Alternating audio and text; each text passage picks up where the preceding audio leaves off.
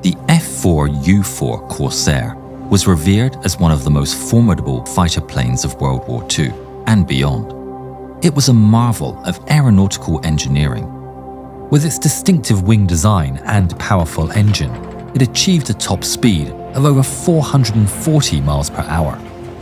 Pilots love its robust construction and survivability, which combined with its performance, contributed to its legendary status in military and aviation history.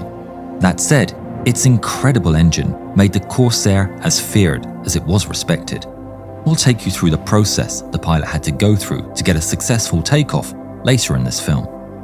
My name's David Webb, and this is Blue Paw Print.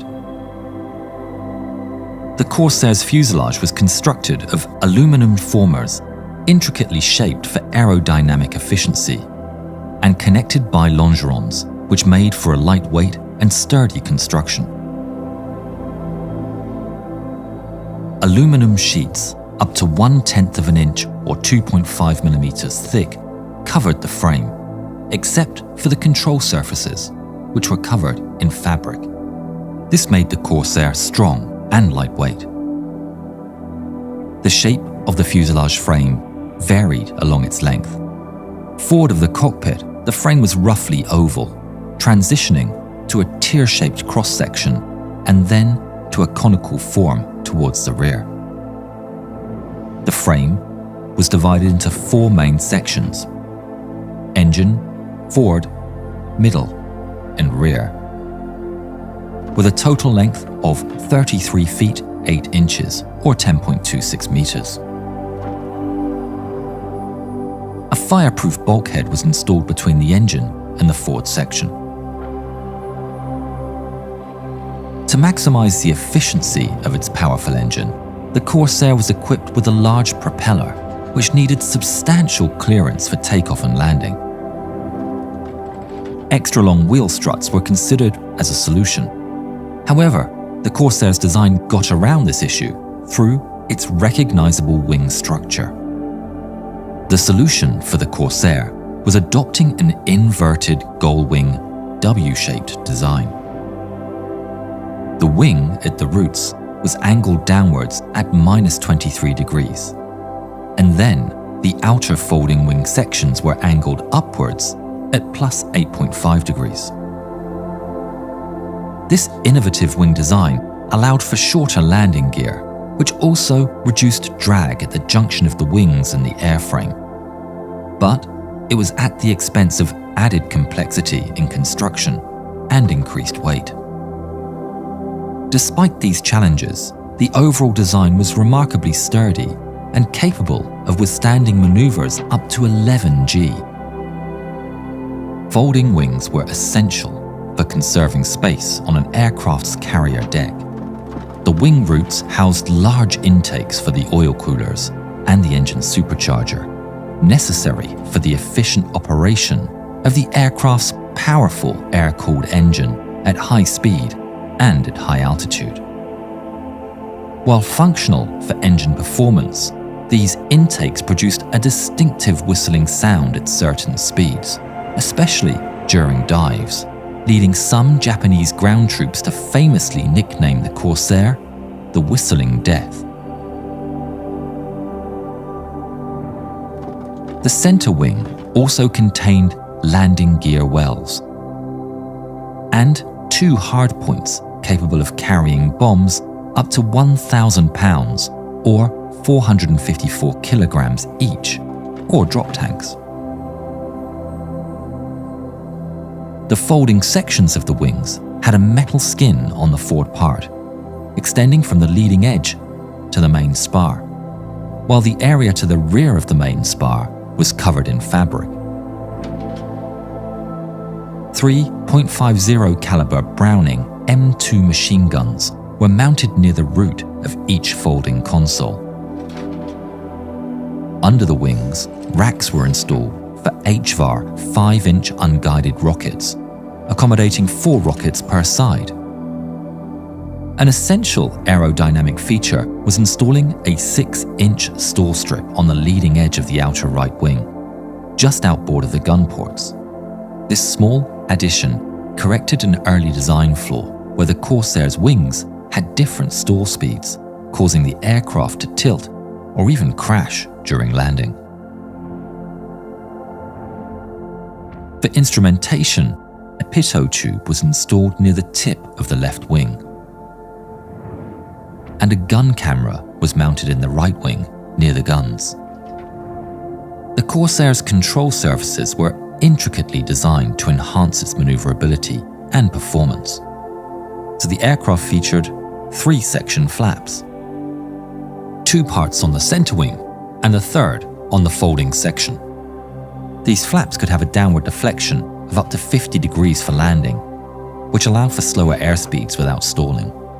Additionally, the flaps could be deployed to 20 degrees for tighter maneuvers at slow speeds. Despite the many advancements of the F4U model compared to its predecessors, the Corsair still had some handling issues. The powerful engine and large propeller generated considerable torque, which could cause the aircraft to tilt to one side if the throttle was suddenly increased. This was a significant concern during aborted landings, or if there were engine problems during takeoff. Pilots were advised to be cautious with throttle changes in such situations. If not carefully managed, an excessive increase of power could lead to wing clipping or even a complete rollover. In earlier models, this torque effect contributed to the Corsair being nicknamed the Ensign Eliminator, as it was particularly dangerous for inexperienced pilots who could overreact to the aircraft's behavior. The Corsair was powered by the Pratt & Whitney R2800 18W double wasp, an air-cooled radial engine renowned for its robust performance. This engine featured 2 circles of 9 specially arranged cylinders stacked one after the other, giving 18 cylinders in total. The engine displacement was 46 litres. The W in the engine's name signifies the presence of a water methanol injection system. This system was capable of temporarily boosting the engine's performance at the expense of a significantly reduced lifespan of the engine. Under this boost, the engine could achieve a power output of 2,450 horsepower or 1,830 kilowatts. However, this mode of operation, known as Wartime Emergency Power, or WEP, was intended only for extreme circumstances. It could wear out the engine even when it was used for a very short period, drastically shortening the operational lifespan from hundreds of hours to a dozen minutes. During World War II, the average service life of a fighter engine was approximately 2 months of active duty, translating to around 50 hours of motor operation. The F4U was equipped with a 4-bladed Hamilton Standard hydromatic propeller, measuring 13 feet 2 inches in diameter, or a shade under 4 meters. This combination of the engine and propeller was integral to achieving the aircraft's maximum speed of 446 miles per hour, or 717 kilometers per hour, and a maximum climb rate of 4,360 feet per minute, or 22.1 meters per second. The Corsair's fuel system was designed with both capacity and versatility in mind, essential for its operational range in various mission scenarios. The main fuel tank was self-sealing, a critical feature for combat situations, and had a capacity of 233 US gallons, or 872 liters. This self-sealing design was a 2-layer system of rubber compounds encased in a metal outer shell. If the tank was punctured by a bullet, the inner sac would bulge under the force of the hit. The rubber around the newly created hole would then expand and close the leak, effectively self-sealing the tank. In addition to the main tank, the Corsair was equipped to carry additional drop tanks under the center wing pylons. Each drop tank had a capacity of 150 gallons, or 568 litres. The total volume of them both was even larger than the main tank. The fuel system was designed to supply the engine from any of the tanks, and notably, fuel from the drop tanks could be transferred into the main tank as needed. This flexibility in fuel management allowed for prolonged flight duration and operational adaptability. Without the drop tanks, the aircraft's maximum range was 1,156 miles, or 1,860 kilometers. With the drop tanks, the maximum range was considerably extended to 1,800 miles, or 2,890 kilometers. The Corsair's built-in armament consisted of 6 .50 caliber Browning machine guns. Underneath its wings was the option for 8 5-inch HVAR rockets in launch racks, and a combination of bombs, rockets, or drop tanks on the 2 underwing pylons. This flexibility meant that it could be equipped as a close support fighter bomber or a long-range fighter as needed. The maximum external load the aircraft could carry was 4,000 pounds or 1,816 kilograms.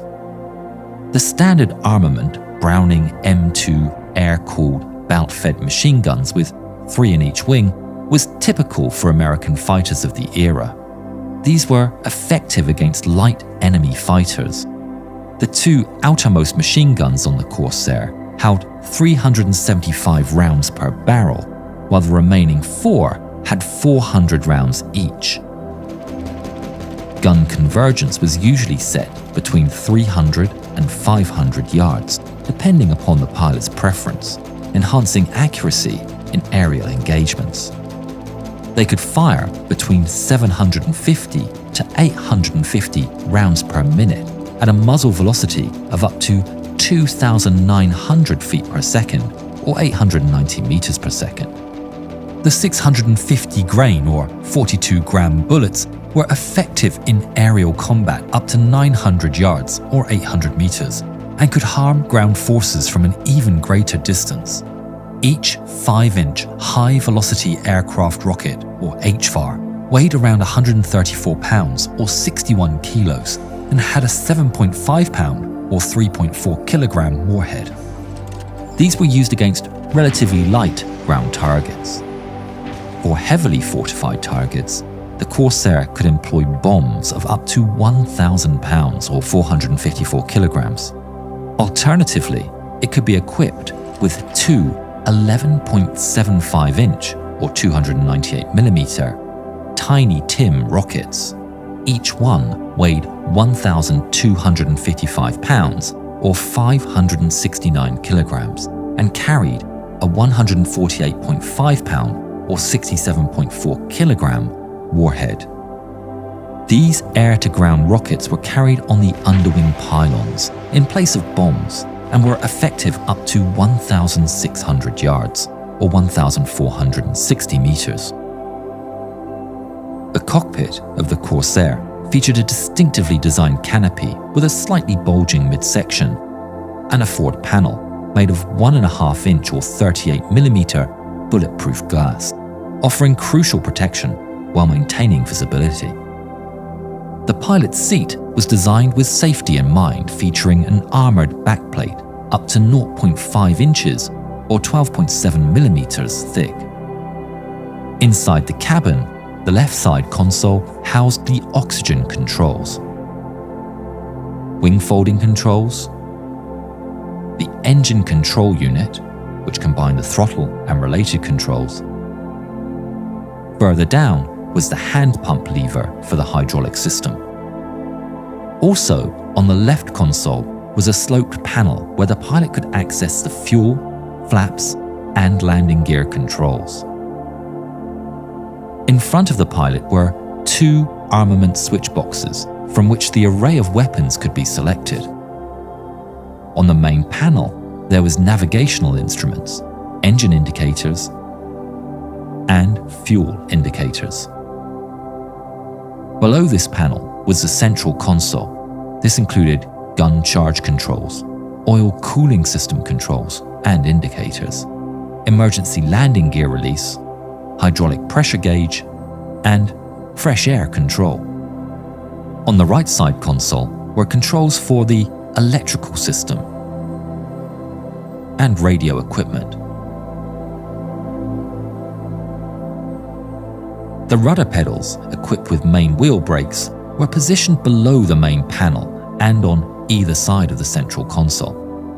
Directly in front of the pilot's seat was the control stick, which included a gun trigger switch, a bomb or drop tank release button, and a rocket launch thumb button. In front of the pilot was a simple Mark 8 reflector gun sight. Before starting the engine, the battery switch was turned on by the pilot.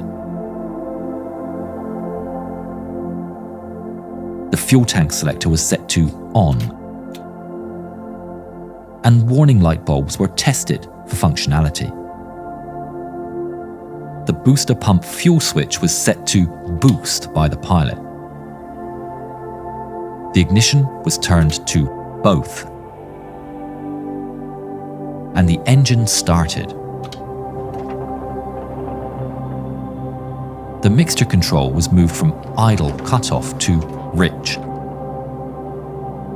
and the engine idled at 600 to 800 RPM until oil pressure normalized. The pilot would then very gently ease the throttle until the engine reached 1000 RPM and the oil temperature reached 104 degrees Fahrenheit or 40 degrees Celsius. During taxiing, the pilot used S-shaped plane movement as there was no visibility past the massive engine. The canopy was open and manually locked for takeoff. The tail wheel was locked and the rudder, elevator, and aileron tab controls were set to counteract the engine's significant torque. To prepare for takeoff, the pilot would hold the brakes, gradually increasing the throttle until the tail started to rise under the air draft from the propeller. As the plane accelerated, the pilot carefully monitored the airspeed, waiting for the indicator to reach over 81 miles per hour or 130 kilometers per hour, at which point it was time to gently pull the stick, guiding the aircraft into the air. After takeoff, manifold pressure was reduced, engine power was decreased, and the landing gear was retracted using the hydraulic system, incorporating the Corsair's unique gear design. The main wheel struts were designed to retract backwards, rotating 90 degrees during retraction. Before engaging in combat, the pilot turned the gun sight switch on, moved the gun charging handles from safe to the charge position, and pushed them once. Each handle charged all 3 machine guns on one wing. The master armament switch and each gun switch were turned on. If the pilot intended to use rockets or drop bombs, the relevant switches were turned on to arm the bombs or ready the rocket launch circuits.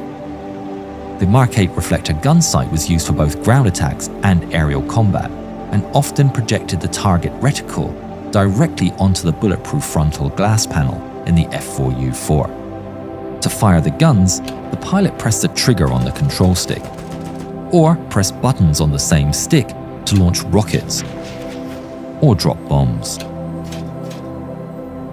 More than 12,500 Corsairs of all modifications were produced, of which more than 2,300 were different variants of the F4U4. During World War II, Corsairs had a win-loss ratio with the enemy planes of 11.3 to 1. In the Korean War, Corsairs mostly served in a ground support role, but still scored many victories. The Corsair remained in production for over a decade, from 1942 to 1953, well into the jet age.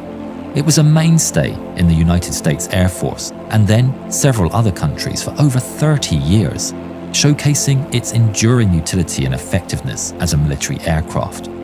If you like this video, please consider supporting us on our Patreon. If you spotted any errors, please let us know in the comments. We're looking to continuously improve. Thank you.